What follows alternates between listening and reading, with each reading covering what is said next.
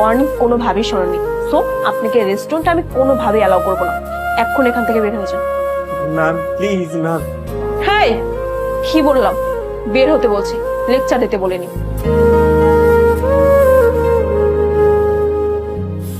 মানে এসব ছোট লোক জব দিয়েছে আর মাথায় তুলে বসে আছে।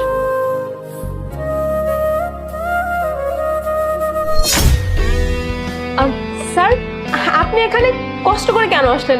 আপনি আমাকে বলতেন, আমি যেতাম। কোনো প্রবলেম স্যার? না না, সমস্যা নাই, আমি তো চলে এসেছি। আর আপনারা যে কাজটা করেছেন, কাজটা দারুণ হয়েছে। ছেলেটার ভিডিওটা ভাইরাল হয়েছে। আচ্ছা, ওই ছেলেটা কোথাও কিন্তু ডাকিন তো। I am really sorry sir. আসলে ব্যাপারটা আমি এখন বুঝতে পারছি যে ও ভিডিওটা করেছে, রেস্টুরেন্টে অনেক প্রবলেম হয়ে গেছে, আপনি অনেক টেনশনে আছেন।